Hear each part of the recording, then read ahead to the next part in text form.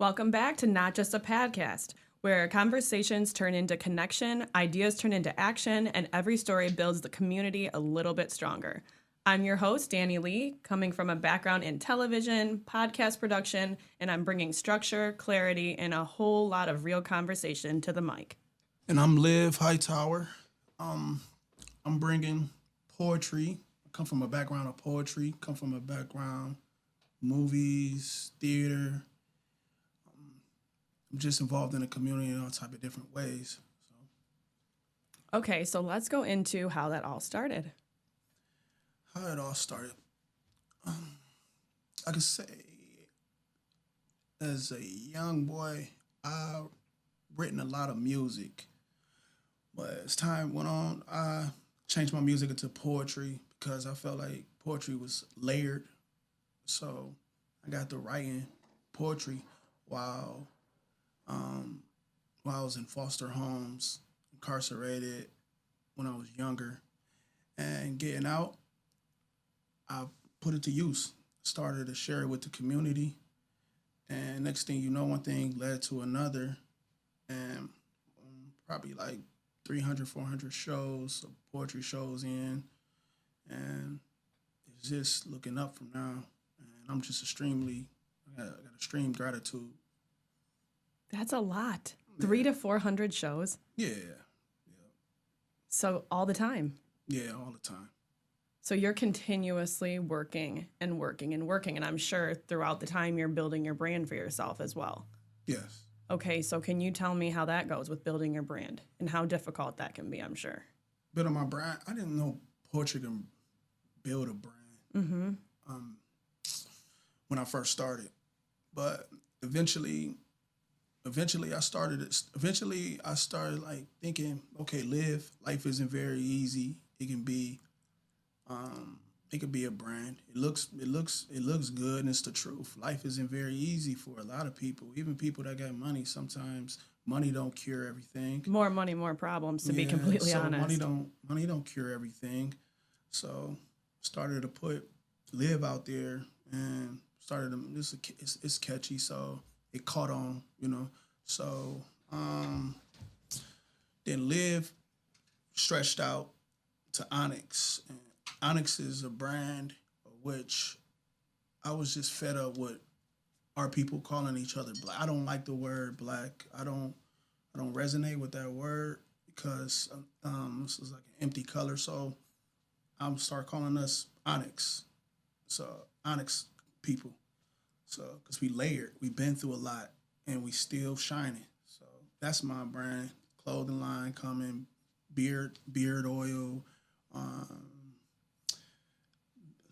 Songs. I got songs about it, poems about it, and it's gonna be more of a movement than, And so that's why I really feel very hopeful. Oh, you have a huge brand with all of those things, whether you realize it or not. That it is what you are at this point. Yeah, that's awesome, and it's very deep to you. I can tell. Mm-hmm. Yeah. Very much, very deep. Fix this chair. All right, make sure you flip back over. You got to ask. Now you got. So, a little bit about yourself. What got you into real estate, and what do you see in the foregoing future? So, man, I have been in a family that's been in the beauty industry since I got my cosmetology license when I was 17. So by the time before I was even licensed, I was doing hair out of my dad's basement. I've always been making money on the side. Okay, so it's okay, beauty industry. So. Yeah, so I started in the beauty industry, which is going to lead me to the real estate side of things. Okay. So I'm like 15 years old, and I'm in my dad's basement doing hair. And I'm talking people after people after people are out of my dad's basement. I started making money. I could pay for my own clothes. I've always been purses and jewelry, whatever. I started paying for my own stuff. I hit 16, I get a car, I'm paying for my own stuff. I'm like, all right, I got to keep this going. Mm-hmm. So 17, I get my actual cosmetology license because I went when I was in high school. Mm-hmm. So then I was going to college, though. So I had applied to go to college. I'm going to school. The place that I was doing hair at would not let me go to college and do hair. Like, I had to pick one because of the schedule. So I was getting my nails done one day, and I was talking on the phone to like my dad, and I'm like, I don't know what I'm going to do. I'm going to have to quit the salon and figure it out, or I'm not going to be able to go to school. Well, I was at the same nail salon I've went to for years, and it was a Vietnamese salon in Savannah, and he was like, why don't you come work here? And I'm like, come work here? I'm like, number one, I'd be the only American to be doing nails in here. I'm like, I don't know. He's like, I'll let you go to school. And I'm like, okay. All right, yeah. So he starts training me. I start making really good money. I was like, oh my God, I'm going to school, I'm working, I'm going to school, I'm working. Then you start to get a little bit of money, you want to make more money. I'm like, all right, doing both, making like $900 to $1,000 a week. I'm like 18 at this point. And I'm like, okay, I'm going to buy myself a new car, doing whatever I want at this point. Still living with my parents, trying to save money, whatever. So then I start working at a different place. And the girl comes to me and she was like, hey, I just want to let you know I'm selling the salon. Like, I don't want to do this anymore. I'm going to start my family. It's too demanding. And I'm like, well, man, I wish I could buy the salon. You know, I know how to run the salon. I know how to do nails. I've been doing this for years. So my dad worked at Jeep. My mom was a nurse at St. V's. And my dad's he's always been a hustler regardless. Like, he sold guns my entire life, you know? So it's like we've always had several streams of income. Like, I've always seen that with my two eyes. I said, Dad, like, I want a salon. And he was like, okay, sure. One thing. He was like, I want you to go to work and work for this lady for 3 months straight without a day off. He said, because I think you need a realization of what it's like to run your own business. He said, so you come back to me in 90 days and you have worked every single day. He's like, then we'll talk about it. And I sure did. I did. I went and worked 90 days straight for this other girl. And I went back to him and I said, well, I worked 90 days. I was there 8 hours a day, open to close. And he was like, all right, we'll take it. So he was like, you're managing. So I was managing, doing all that. So going to school, managing. I was almost done with school. I start cutting down my credit hours, mainly running the salon. Then I'm in there 7 days. Here I am again, 7 days. So I was in a relationship. I end up getting pregnant with my daughter, who's 13. So I was working pregnant every day, 7 days, up until about 2 weeks before she was born, right? And I'm like, man, it was like physically starting to get like taxing on my body, and the hours were beating me up. So after like doing this, I have her, literally could not take six weeks off because the business would not survive without me. I end up going back to work early, and I start thinking to myself, like, I need to do something else because this is really hard. I'm not seeing my daughter. My daughter is home with my grandma, my mom, or my aunt, like always family. I'm like, I can't do this. She took her first steps in front of my aunt. I was like, I quit. I'm done. I'm not doing this. Went and enrolled in real estate school. Didn't even have any money hardly at that point to do it.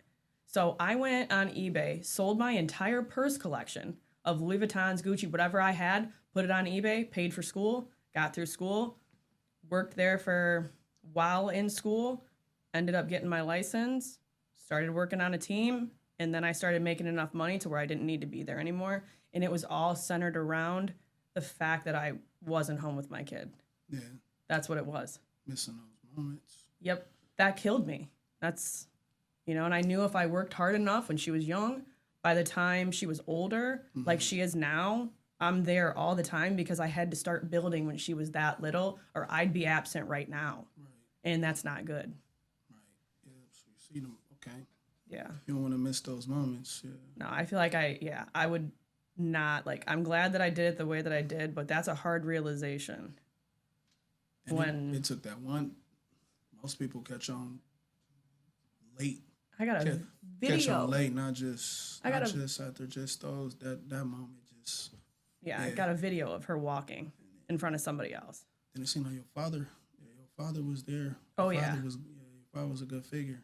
Yeah, and he was a hard worker, so he was destined. He was up at 4 a.m. every day. He always was working. Back in the day, he was selling cable boxes, selling guns. Like, my mom said one time he was going to Cable boxes and guns. So Cable boxes, guns. They said he was going to New York picking up fake Rolexes. Like, I'm like, and then everyone wonders how I'm a hustler. That's a hustler right there. You know what, though? Yeah. I am my father's daughter down to a T in almost every way. My personality, my anger, my everything. Yeah. I'm just like my dad.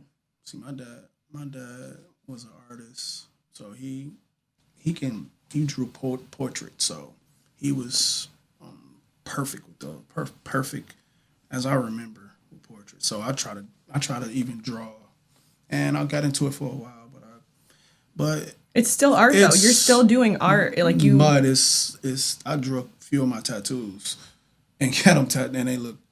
No, I didn't have that. I was left-handed, just like him, but now I paint with my words. So I paint. It's different, but it's the same. It's the same thing with my family too, though. Like although I'm not, times have changed. So like, no, I'm not doing the same thing that my dad was doing, but trust me, I'm still doing the same thing that my dad was doing. Like taking care of my family. I can provide for my family. I'm always going to work. I'll work all day and all night. I will work 16 hours for myself before I will work 8 hours for somebody else. It just takes a lot of discipline. But the stuff just runs through the blood in a lot of situations. Like, look at yours. You're just doing a different creative outlet. Right. That's all. I was wondering, like, I could never draw. But my little brother's actually in college. That's what he do. So he do graphic arts, and he's real good. So he took after my father in that way. I took after my father in a hustling way, because doing theater, acting, modeling, photography. It's just like I'm almost in different timelines, so I can just go from timeline to timeline and make it feel because this is my truth. So it's not like I'm trying to push something that's not me. It's just I'm just living in the moment. You know what I'm saying? So I ain't trying to miss a moment, just like you ain't trying to miss your moment of your child. So like it took me a lot of years to realize I was an entrepreneur. Like I always heard the word, but I didn't really know exactly what it meant and what it all entailed.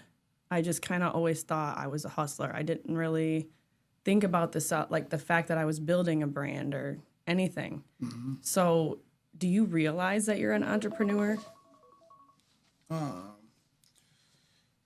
realize I'm an entrepreneur. With that the title, I could say yes. I realized I'm an entrepreneur. But early on, I didn't really realize that. I used to throw that name out there, just because I felt like I can do a few different things and I was good at it. But you have to be committed, you have to be dedicated, and like you say, you have to be disciplined.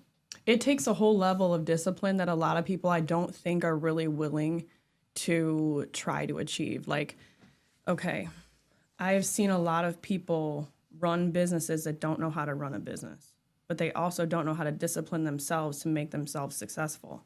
And if you really want to be successful, you have to do some really uncomfortable stuff in order to get there. Yeah. Like, I don't like waking up at 6 a.m. No. I don't, but I have to.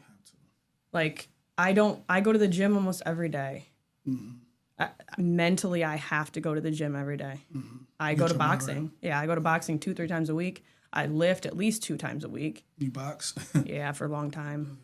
Yeah, for years. It's actually like my favorite thing. If I was a guy, we wouldn't be sitting here. Okay, so we are super close to a new year. Mm-hmm. Hard to believe, but it's almost over. 2026, it's new goals, new dreams. New goals, new everything. My goals are different this year. So what are you working on? What are your goals this year? My goals for next year, 2026. Or yeah. Oh my God, Because I'm like, my goals, I still got goals this year. It's not even over yet. Yeah, my goals is to finish this year out. Recently got involved with Murder Mystery Company. So if anybody don't know what Murder Mystery Company is immersive theater, the biggest immersive theater in the country, probably in the world. And they invited me to come audition. So I never did theater ever a day in my life. So I auditioned for them, got got accepted a few days later. Next thing you know, I'm doing shows. And they do up to 20 shows a month. You Where can really at? pick everywhere. So are you going to be traveling? Yeah, you travel. Later on today, I got one here in the city. They doing it. And that's what I did. It was a surprise birthday party for a mother, and it was actually at their place. So it was like 20, 30 people. Before that, it was 100. You do it in front of 100 people. So you got to go around and talk to 100 people. It's not regular. It's not stay in character. Yeah. So you have to be. Yeah. So you got to be immersed in that character. So, and it was 100 with AI text. So I'm like, that's my second show. Let me just fill it out. But it felt good because it felt like I wasn't a person what people look at me as. So it's like I'm a geek. So in a way, so I feel geeky and I feel cool being that. You know what I'm saying? So yeah, finished that. So we got one a day. And I'm gonna finish this year off like that. I started hosting my own events. My own poetry event every Thursday, Club Evolution. It's called Onyx Soul Sessions. And it's just about my brand, with Onyx brand. I never did any host. I never hosted a show. Like a year ago, I would have been like, no, I'm not doing that. I'm not about to host a show. I don't know. And that was just a fear inside of me that I had. And I got over it, obviously, and Murder Mystery helped me get over it. They threw me in there. Well, success comes from being really uncomfortable, and you have to remember that. Like, you're gonna grow the most from the stuff that you don't want to do. Yeah, I love doing uncomfortable stuff. I just throw me in uncomfortable stuff. I might complain, but me too. Hey, I'm gonna do it, and I'm gonna accept it. And I'm like, now I'm doing hosting my own poetry show, and I'm loving it.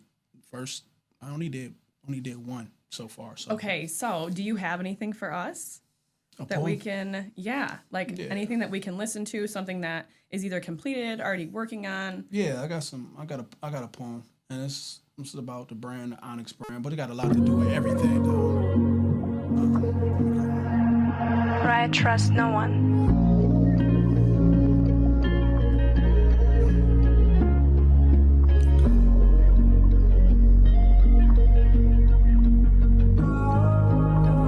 Onyx perpetual, count up the decimals. They see one of us get too tall, they call us extraterrestrials. My life in the movie, I wanna do heaven, have film festivals. And if so, are we looked at as menace to societies? Is my boy still in the hood, sitting on their porch enjoying Fridays? Or is it just as poetic as Lucky and Janet on the highway in a mail truck? Are we still chasing dead presidents, deceased white men, but still failing to catch up? If so, please give me the heads up.